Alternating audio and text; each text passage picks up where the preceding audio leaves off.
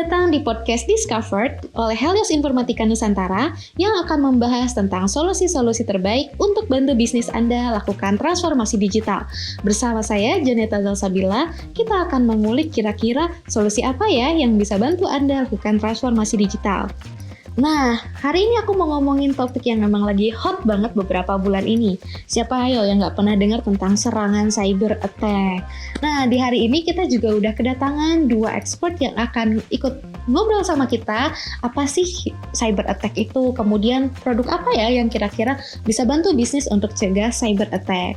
Nah, sudah bersama kita Nabila dan juga Damar dari Helios Informatika Nusantara. Oke, boleh mungkin perkenalan lebih lengkap dulu?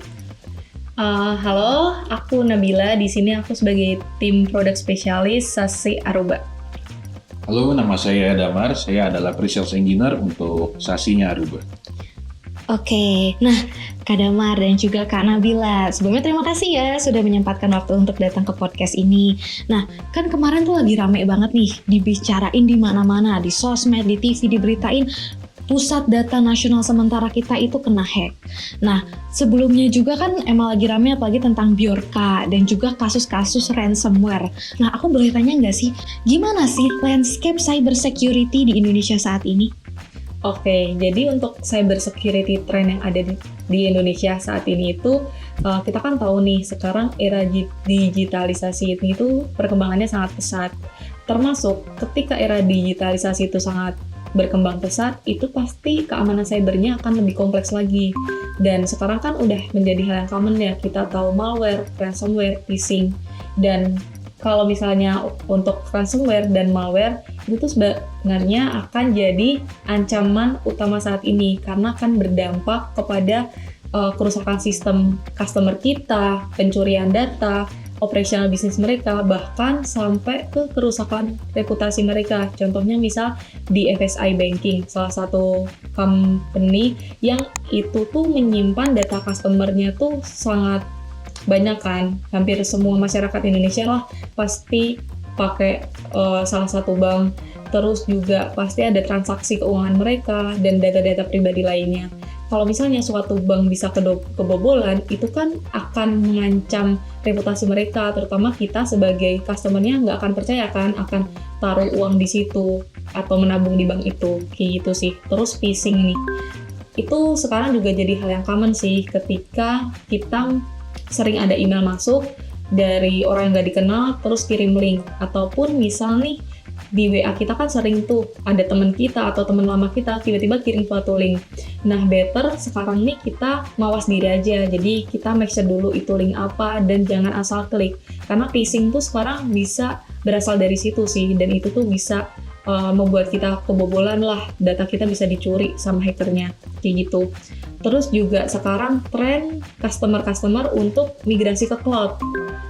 Semakin semuanya terdigitalisasi, semuanya pindah ke cloud, itu kan juga akan meningkatkan resiko dari keamanan data customer tersebut. Jadi itu ada celah lah di situ. Makanya dari itu kita saranin ada solusi yang untuk mencegah terjadinya hal tersebut. Terus juga nih tren yang sebenarnya udah berlalu, tapi kan semenjak pandemi semua orang tuh udah terbiasa nih kerja di mana aja, anywhere.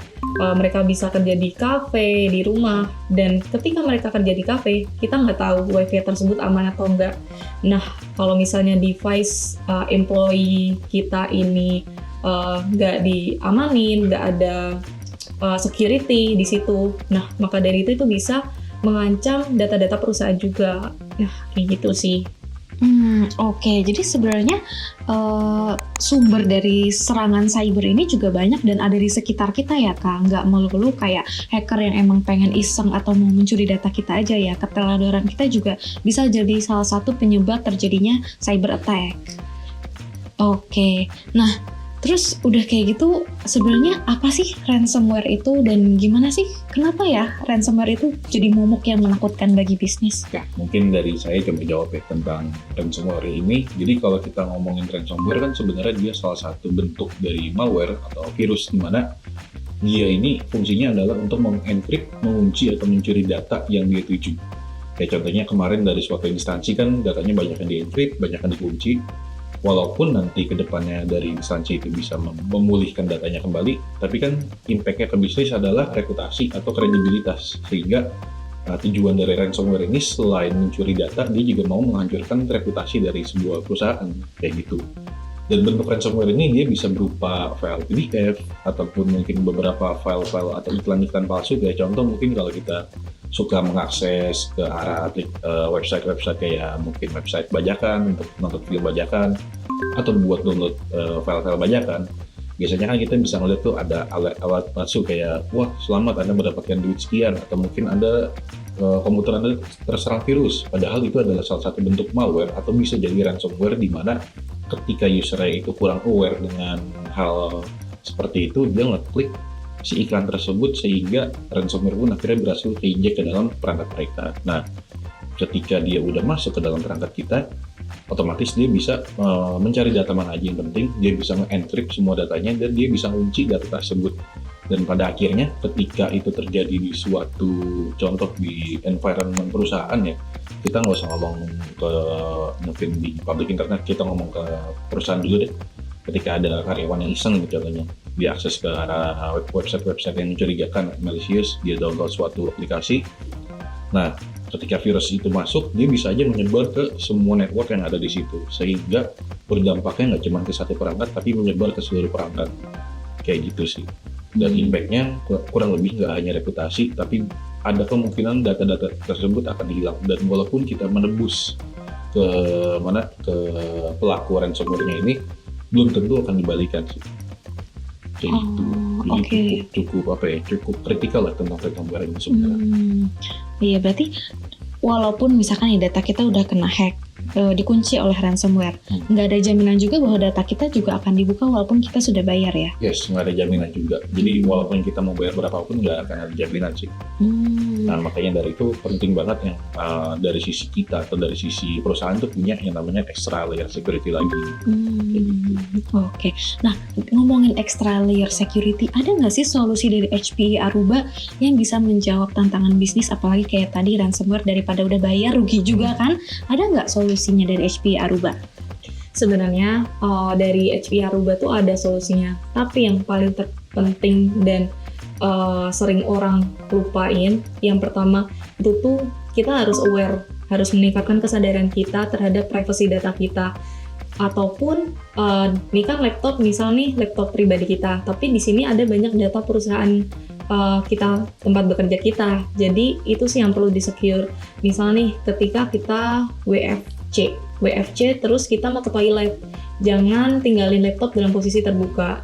Terus kalau bisa ya udah dimatiin, dan laptopnya tuh ada passwordnya. Jadi kalau misalnya orang lain iseng mau buka mencuri data kita, mereka nggak bisa karena ada passwordnya lah laptop kita.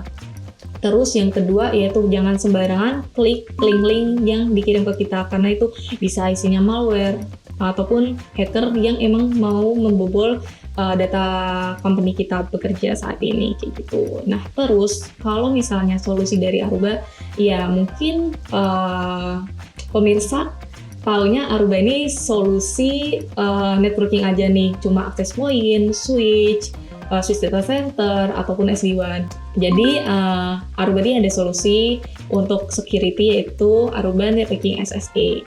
Jadi Aruba Networking SSE ini merupakan security solution dari Aruba yang bisa menjadi extra layer untuk customer-customer kita dalam menyimpan datanya, baik di cloud ataupun di server. Terus tuh kita juga bisa collab dengan beberapa solusi lain, seperti contohnya Microsoft Azure untuk SSO-nya. Jadi kita bisa multi autentifikasi. Jadi user yang connect tuh pasti udah secure lah, dan itu benar-benar orang tersebut yang udah terdaftar di database-nya, kayak gitu. Terus juga kita tuh ada fitur yang membedakan dengan beberapa kompetitor. Kita ada agentless sama agent. Nah, agentless ini merupakan solusi untuk customer kita ketika employee-nya itu pakai BYOD, bukan pakai komputer laptop ataupun handphone kantor yang emang udah diatur lah password, username dan segala macam. Nah, BYOD kan tuh milik pribadi, dan nggak mungkin kan di BYOD tersebut di inject license ataupun dikonfig masing-masing dikumpulin ke tim IT. Jadi untuk di WOD tersebut solusinya tuh pakai yang agentless. Jadi mereka tinggal login pakai website, login di website dan masukin username sama password aja, dan itu pasti udah secure. Lalu untuk HPE Aruba Networking SSE ini kita ada 4 fitur utama. Yang pertama itu ZTNA. Nah, ZTNA ini sebagai VPN replacement. Mungkin yang sebelumnya kalau customer kita pakai VPN itu kan kasih akses ke usernya untuk akses ke internal data kita, dan itu nggak ada filternya, dan semua orang bisa dan semua usernya tuh bisa akses manapun. Nah, ZTNA itu kita bisa memverifikasi identitas penggunanya dan perangkatnya tuh sebelum memberikan akses ke data internal perusahaan kita, jadi lebih secure. Terus yang kedua itu CASB. Nah, CASB ini Cloud Access Security Broker. Di sini tuh CASB ini dapat mencegah kebocoran data, mencegah malware, dan meningkatkan visibilitas. Contohnya tuh, misal seorang employee itu nggak sengaja upload data ke cloud kita, dan itu datanya itu isinya ada virusnya gitu. Nah, si CASB ini bisa memblokir dan mendeteksi kalau misalnya ada file yang berbahaya gitu. Terus yang selanjutnya itu SWG atau Secure Web Gateway. SWG ini tuh dapat memblokir akses ke website-website yang berbahaya. Contohnya tuh website-website judi online, website-website situs porno, ataupun website film yang cukup berbahaya lah. Nanti kita bakal muncul pop-up kayak gitu. Nah, itu SWG ini tuh bisa nge-protect dan bisa ngeblokir akses ke sana kayak gitu. Terus yang terakhir itu adalah DLP atau Data Loss Prevention. Untuk DLP ini dapat mencegah kebocoran data sensitif kayak gitu. Contohnya nih, jadi kalau misalnya customer kita udah deploy DLP ini, si tim IT-nya tuh bisa limit dan batasin user-usernya ketika mereka mau download ataupun hapus sensitif data yang ada di cloud kita. Jadi misal nih, tim IT tuh bisa ngefilter kira-kira keyword apa yang nggak dibolehin mereka download, misal data finance, itu mereka nggak bakal bisa download ataupun ngehapus user-usernya kayak gitu. Oke, lengkap berarti ya Kak, ibaratnya kayak semua solusi proteksi yang dibutuhkan bisnis itu udah ada di Aruba SSE. Iya, betul. Oke, nah tadi kan kita udah ngebahas tentang kayak ibaratnya definisi dan juga cara kerja singkat dari HPE Aruba Networking SSE. Nah, kalau secara teknikalnya nih Kak, aku mau nanya ke Kak Damar, gimana sih sebenarnya cara kerja si SSE ini? Cara kerja SSE ini secara teknikalnya adalah mungkin saya jelasin lebih kompak ya, lebih padat lagi. Ketika ada user yang mengakses ke arah public internet ataupun ke arah internal aplikasi, baik itu dari sisi luar atau dari sisi dalam jaringan kita, semuanya itu akan dilempar ke portalnya Aruba SSE, di mana semua identifikasi, terus polisi atau mungkin kayak aturan-aturan yang memang mengatur tentang eligibilitas dari user ini bisa ke arah mana, akses kemana, itu semuanya diatur di portalnya si Aruba SSE ini. Jadi sebelum dia diarahkan ke akses ke arah aplikasi tersebut atau ke arah internet, semuanya itu difilter dulu di portalnya ini, baru nanti dia bisa dilempar ke arah tujuannya sebelum dia masuk ke tujuannya tadi. Nah, tujuannya kenapa diarahkan ke situ dulu? Karena dari sisi, contohnya kita ngambil dari VPN deh, yang tradisional. Yang tradisional ini kan sekarang masih banyak yang pakai VPN, di mana dari VPN sendiri tuh dia konsepnya adalah ngebuka semua akses ke user. Kayak contoh kita akses VPN ke kantor, kita tinggal input nama terus password, habis itu udah kita bisa akses ke arah manapun, ke arah aplikasi internal ataupun mungkin ke arah aplikasi yang krusial lainnya. Yang penting kita di segmen network yang sama. Nah, beda dengan si Aruba SSE, sebelum dikasih jalur secara bebas ya gitu, dia akan difilter terlebih dahulu. Kayak contoh user start nih, dia bisa akses ke arah mana aja. Apakah dia bisa akses ke arah aplikasi-aplikasi kantor, atau mungkin dia hanya bisa akses ke arah aplikasi yang bersifat operasional ataupun mungkin real time, atau bisa aja kayak role-nya dia sebagai guest atau tamu. Ketika dia connect, dia hanya bisa masuk ke arah aplikasi yang bersifat bisnis saja gitu. Jadi bisa dibatasin di sisi Aruba SSE-nya, dan semuanya itu dilempar ke portal SSE dulu. Nah, kalau tadi Nabila udah menyinggung kayak ZTNA yang emang untuk replacement VPN, dan juga ada Secure Web Gateway, ada Cloud Access Security Broker. Nah, itu semua dirangkum dalam satu platform dan semuanya itu terpusat di manage atau bisa dimonitor di satu portal ini di Aruba SSI. Jadi kita tuh nggak perlu lagi ibaratnya kalau dari technical kayak ada banyak dashboard yang terpisah. Kita bisa konfigurasi itu semua dalam satu dashboard, sehingga secara manajemen, secara monitoring itu akan lebih mudah, terutama buat IT yang profesional kayak gitu. Itu sih gambaran singkatnya. Jadi analoginya itu kayak contoh misalnya kita masuk ke kantor atau ke gedung suatu perusahaan ya. Kalau dulu mungkin kita hanya dicek oleh satpam menggunakan tongkatnya itu tongkat detektor. Kalau sekarang kan ada ekstra keamanannya lagi kayak ada metal detektor. Terus kita masuk masih dicek tasnya. Kita mau ke lantai yang spesifik kayak misalnya ke lantai 12, ke lantai 17 kita harus tukar KTP, kita ditanya tujuannya apa. Nah, gambaran SSI itu kayak gitu. Jadi sebelum kita bisa sampai ke tujuan, kita itu dicek dulu eligibilitasnya kayak gimana, kayak gitu sih. Ibaratnya disaring dulu ya, Benar, dan disaring saringannya banyak. Benar. Oke, kan tadi Kak Damar ada mention tentang dashboard ya, yang memudahkan tim technical untuk melakukan pengecekan. Boleh di-show nggak sih Kak, kayak gimana sih dashboard dari SSI ini? Boleh, mungkin sambil kita lihat di layar juga ya, kurang lebih dashboardnya kayak gini. Nah, oke, ini salah satu contoh dashboard yang kita punya ya. Ini dashboard dari Aruba SSI, di mana ketika kita masuk ke dalam dashboard manajemennya ya, kita bisa melihat kayak latest session dari user-user yang mungkin udah pernah akses ke arah luar dengan by agent ataupun by agentless yang udah dibilang sama Mbak Nabila tadi ya, ataupun kita bisa melihat juga historical dari data-data user ini secara detail. Jadi ini yang mungkin di beberapa perangkat security kayak mungkin di SD1 fitur security-nya tuh belum ada sampai sedetail ke arah user. Nah, itu dia kenapa dia disebutnya Secure Service Edge, karena dia memang view-nya adalah untuk melihat visibilitas dari sisi user juga. Jadi kita bisa melihat user ini connect-nya di jam berapa, dia akses ke arah website apa aja, apakah website yang di block ataupun yang di low, semuanya di dashboard ini akan kelihatan. Dan ada timestamp-nya juga, plus kita bisa melihat secara geolocation-nya juga nih. Kayak di contohnya mungkin kita punya perusahaan multi-regional, dia ada di Afrika ataupun mungkin ada di Cina, kita bisa melihat juga posisi user itu ada di mana aja. Dan kita bisa melihat dari sini ada aplikasi-aplikasi yang sering dibuka, terus juga mungkin operating system dari perangkat user itu apa aja. Nah, mungkin kita coba bahas dari sisi fitur keamanannya ya, yang tadi ZTNA, Secure Web Gateway, Cloud Access Security Broker, sama DLP. Oke, mungkin dari yang basicnya dulu, yang ZTNA. Sebenarnya kalau kita ngomongin Zero Trust Network Access itu ada dua, agent based sama agentless. Yang paling simpel itu adalah agentless, dimana kalau agentless itu kita bisa, nah kayak contoh gini, kita bisa mengakses dari luar tanpa harus connect ke jaringan perusahaan dulu. Jadi ibaratnya perusahaan tuh kayak punya sebuah website atau sebuah portal untuk user-user yang ada di luar ataupun mungkin customer bisa akses ke arah aplikasi mereka, bisa aplikasi website ataupun mungkin ada tim IT yang mau akses via web buat akses ke arah remote desktop, bisa juga kayak gitu. Nah, ini contoh portal agentless-nya kayak gini. Ini beberapa aplikasi yang di-allow. Jadi kalau kita klik ke sini, kita bisa melihat nih aplikasi yang di perusahaan kita punya.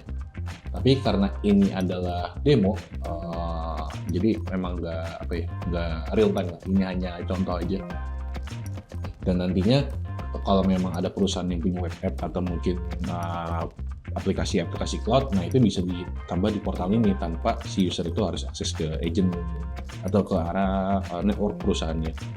Kalau kita pakai VPN kan kita harus connect dulu, terus belum tentu dialnya juga bagus. Nah, ini tuh dari sisi networkingnya pun kita coba mengoptimalkan juga. Jadi nggak ada penurunan performance dari sisi internetnya lah gitu.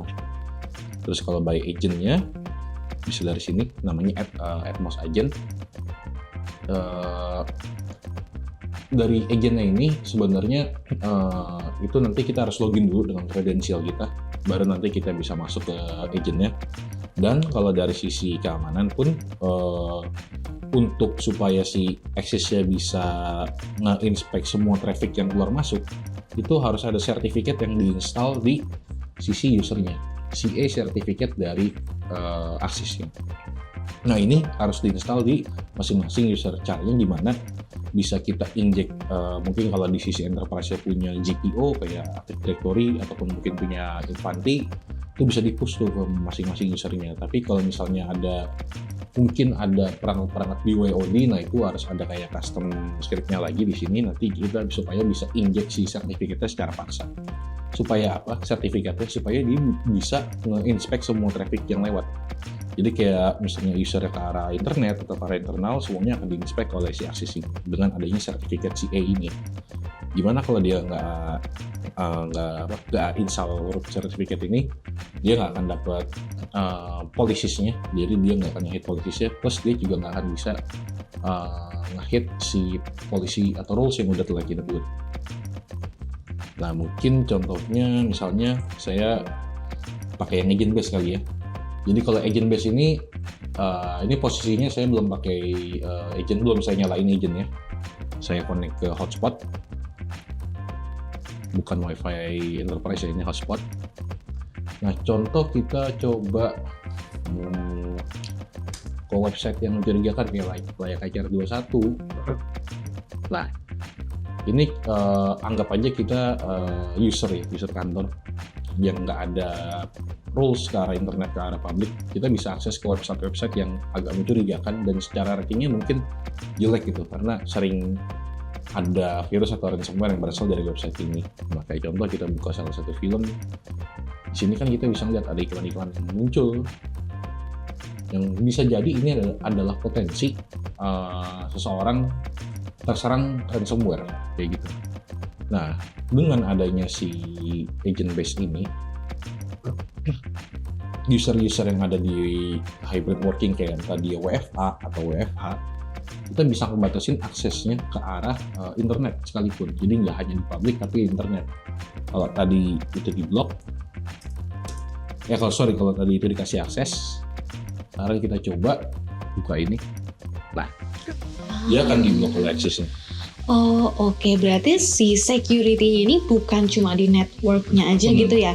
Jadi kayak yang tadi sempat di-mention oleh Nabila bahwa dimanapun kita kerja, kita bakal tetap terproteksi. Itu maksudnya kayak gini ya, walaupun pakai hotspot pun kita masih tetap terproteksi selama ini connect dengan SSI-nya. Benar sekali. Okay. Jadi selama dia connect ke SSI, dia masih bisa jalan. Dan contoh mungkin kita mau ngebatasin dari media sosial juga, jadi supaya si user fokus ke kerjaan kantor gitu misalnya. Bisa juga kayak gitu. Kita bisa ngeblok atau membuat rules ini tuh dari portal manajemen ya. Jadi kita bisa sebenarnya dari destination ini, nah kita bisa buat kategori custom ataupun dari Aruba SSI sendiri itu udah ada kategori-kategori yang di-predefine.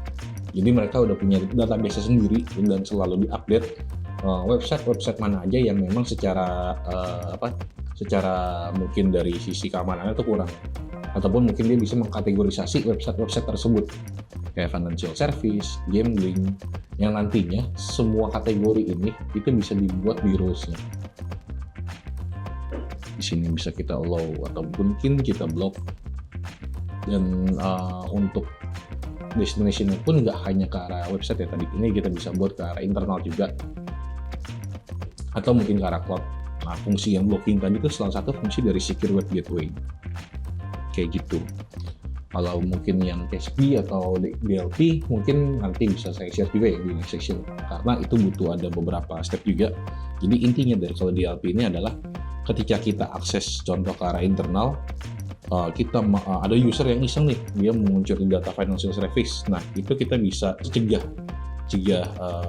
user itu mencuri data dengan adanya file security ini yang bisa berjalan baik di agent ataupun agentless. Ya contoh di sini kita bisa buat rules, mungkin kayak file match-nya dia kemana nih, log, kita add file rules-nya apa, misalnya file Nah kayak di sini misalnya file yang bersifat confidential, kita bisa cegah dari sisi upload atau downloadnya. Nah dictionaries-nya ini nanti bisa berupa file Windows Pad ataupun mungkin file-file yang sensitif atau credit card information, dan ini pun juga udah di-predefine oleh si Aruba SSI. Jadi kita tinggal buat policies rule-nya aja buat terkait data loss prevention. Supaya apa? Supaya nanti nggak ada supaya nanti kita bisa mencegah kehilangan data baik dari sisi internal ataupun dari eksternal juga. Dan ini pun yang menjadi salah satu step buat kita ngeblokir user tuh ceroboh dalam melakukan mungkin kurang aware lah dengan keamanan jaringan gitu. Kita bisa mencegah itu dengan adanya si Secure Web Gateway Aruba SSI ini. Kayak gitu sih.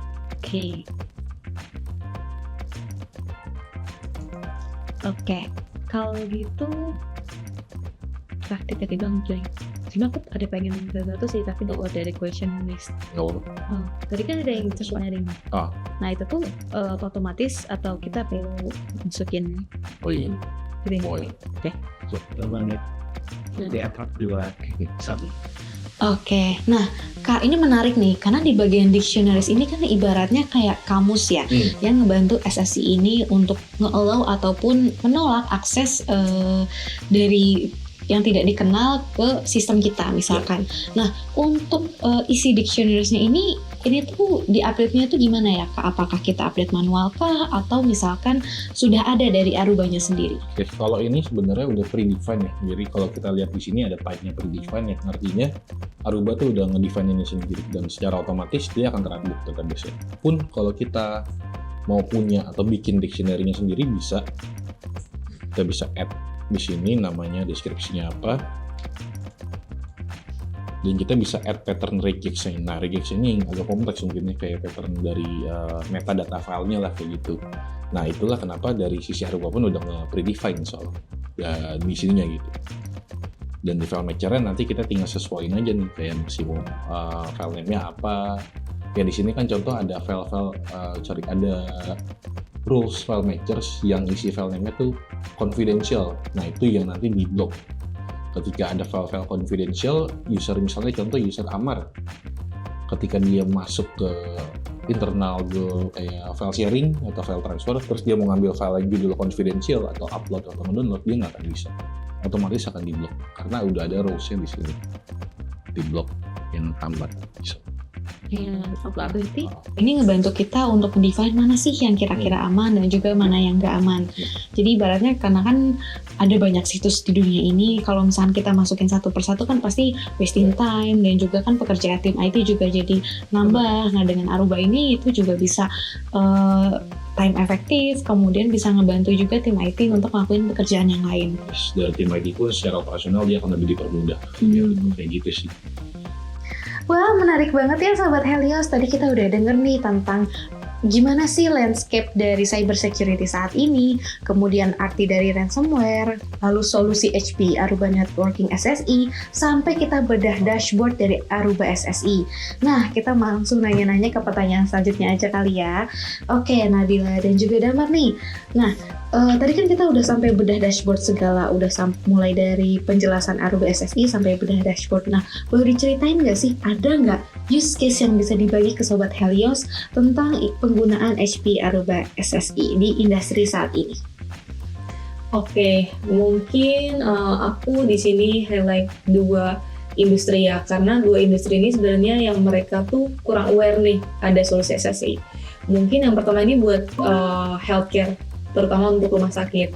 Nah, kita tahu kan kalau rumah sakit ini tuh punya banyak perangkat medis dan itu tuh pasti terhubung satu sama lain. Terutama mereka tuh juga punya alat sistem rekam medis elektronik atau IMR. Dan di sistem atau alat tersebut, bahkan alat rekam medis pun mereka kan nge-record nih data pasien, kesehatannya mereka kayak gimana. Nah, kan nggak mungkin nih kalau data-data itu bocor, itu kan akan berbahaya kan bagi pasiennya. Maka dari itu, menurut aku, rumah sakit ataupun healthcare lainnya itu juga perlu untuk mengadopsi solusi SSI ini. Jadi, SSI ini tuh dapat memprotek data pasien, terutama untuk semakin bagusnya layanan kesehatan yang ada di Indonesia ini, gitu. tambahan juga kali ya, kalau data rekam medis pasien itu kan bersifat confidential. Jadi Asal dari sebenarnya kalau kita membedah lagi, data rekam medis ini tuh bisa aja dimanfaatin oleh para pelaku kejahatan cyber. Kayak contohnya, data rekam medis ini bisa dijual buat klaim asuransi palsu. Itu sebenarnya ada potensi ke arah sana. Ataupun data-data ini dijual untuk paling buruknya adalah mengancam atau menyebarkan atau blackmail ya bahasanya, tentang kondisi medis dari seseorang yang nantinya berpengaruh ke reputasi seseorang tersebut.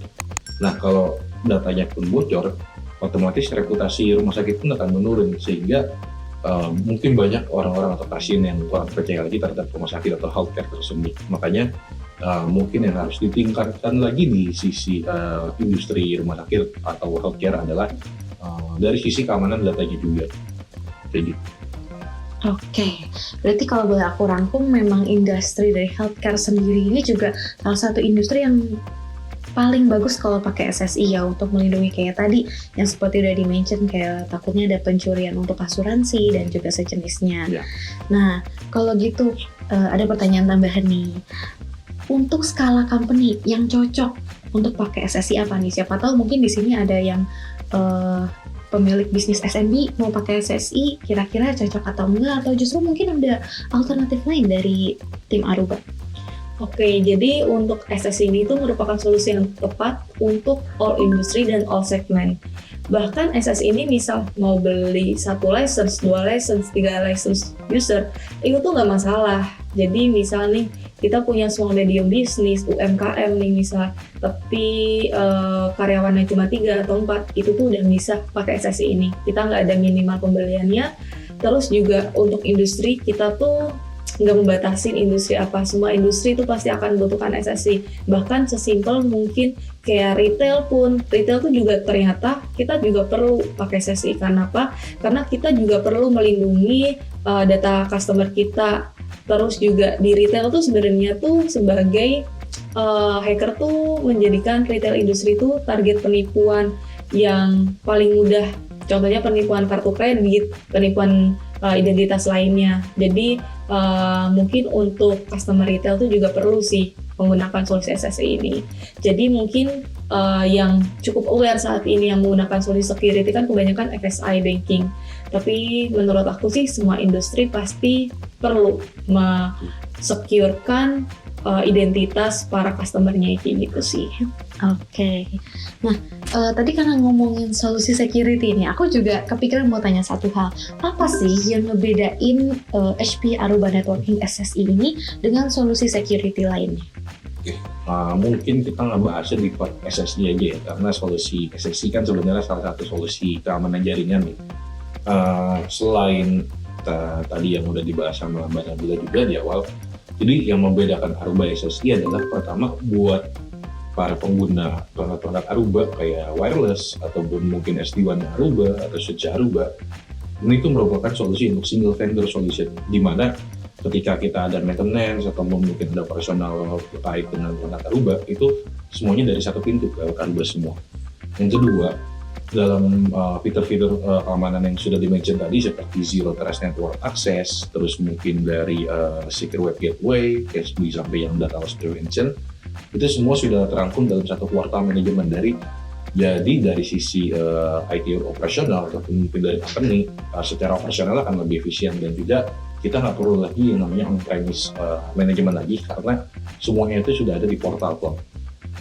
Dan juga mungkin dari sisi deployment pun juga nggak banyak makan resource ya, karena base dari bagaimana pre-requirement dari akses atau Aruba SSI ini adalah kita cukup menyediakan suatu konektor di data center ataupun mungkin di cloud yang sifatnya itu seperti OS Windows atau OS yang host. Jadi resource yang dimakan tuh nggak banyak.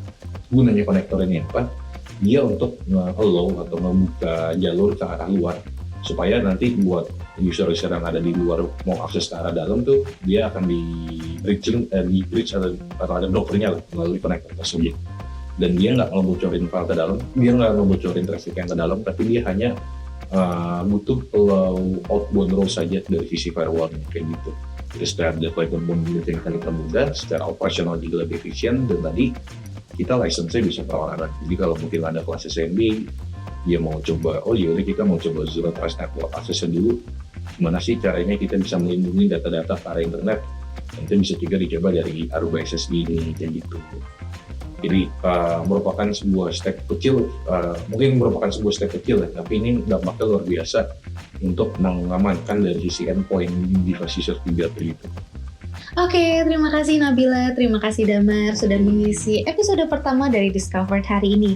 Terima kasih juga untuk Sobat Helios yang sudah bersama-sama nih kita mengulik tentang HP Aruba Networking SSI. Gimana? Buat Sobat Helios yang masih punya pertanyaan lebih lanjut tentang HP Aruba Networking SSI, boleh kontak ke network@helios.id atau tinggalkan komen di bawah. Nanti teman-teman kita di sini akan reach out ke kontak personnya dari teman-teman. Nah, karena kita udah menyelesaikan nih episode pertama dari Discovered, teman-teman di sini punya nggak pertanyaan lebih lanjut tentang transformasi digital yang akan kita jawab bersama praktisi di bidangnya? Kalau punya, komentar juga di bawah ya. Thank you. Thank you.